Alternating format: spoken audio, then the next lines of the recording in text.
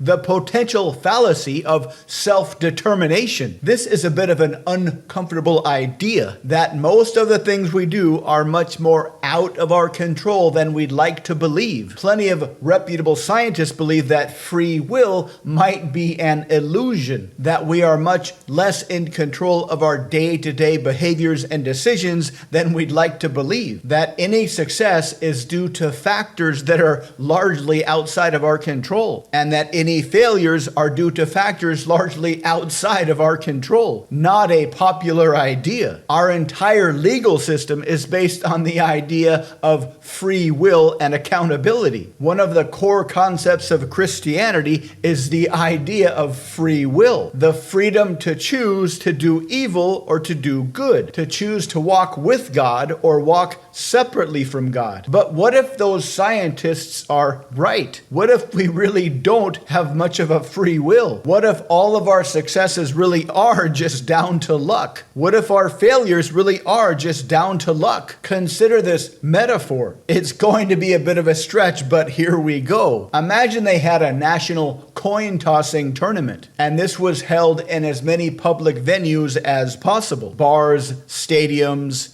movie theaters, community centers, etc. And let's say there were 10 million participants all around the country. And we'll imagine they all have streaming access, and there are officials in every location to make sure everybody follows the rules. And the rules are simple. If you toss heads, you get to stay. If you toss tails, you're out. And we'll assume the laws of probability hold up, and everybody has a 50% chance of tossing heads. And the goal is simple. Everybody keeps tossing coins until there is only one winner. How many times would that one winner have to toss heads to be the winner? 10 million becomes 5 million. 5 million becomes 2.5 million. 2.5 million becomes 1.25 million. 1.25 million becomes 625,000, etc. Ultimately, it would take 23 tosses to get down to one person, which means if you start with 10 million people, one person would end up tossing heads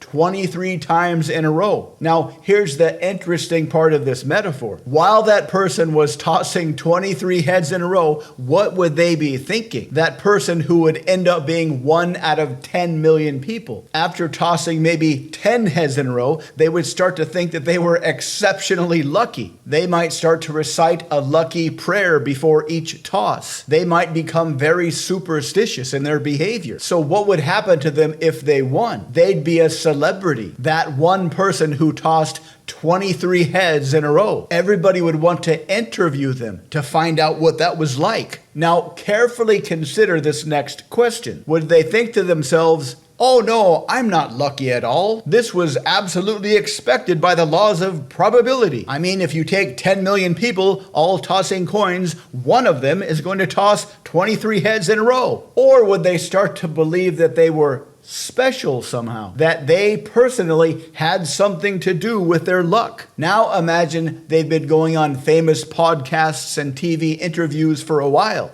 And suppose a publisher reaches out and offers to pay them to write a book about their story. How would they feel about their success then? That it was pure luck, or maybe something about them is special? Now, what would it mean if all the successful people in the world are no less lucky than that imaginary coin flipper? That they luckily grew up with good genes, good parents, a good school system with good teachers, and some lucky breaks along the way? What would it mean if all the unsuccessful people were no more unlucky than those coin tossers who got tails on the very first toss? Or do you think this metaphor is a stretch? Do you believe in free will? What percent of any success is down to the free will and determination of the actor, and what percent is due to just random luck? More importantly, how do you respond to the idea that free will is nothing more than an illusion? Do you continue to charge forward and hope for the best? Or do you give up, sit on the sidelines of life because it doesn't matter anyways? One theory is that free will does exist, but it's not an in-the-moment thing. That in the moment we are driven much more by unconscious factors. But where we can maximize our free will is in the skills that we choose to train into ourselves. Our in-the-moment